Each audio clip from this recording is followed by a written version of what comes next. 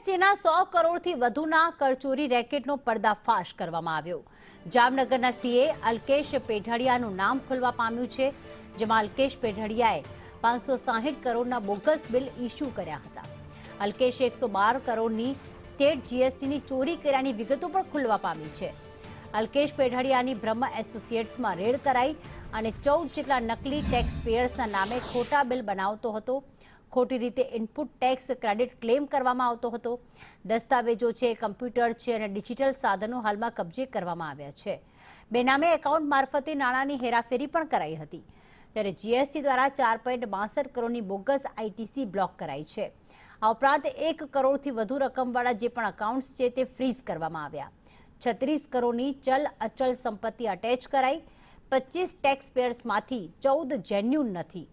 Wanted Alkesh સામે LOC notice issue કરાઈ છે।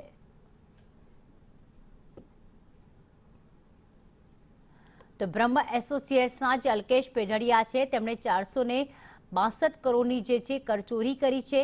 એમાંથી 112 કરોડની તો સ્ટેટ જીએસટીની ચોરી કરવાનું સામે આવ્યું છે।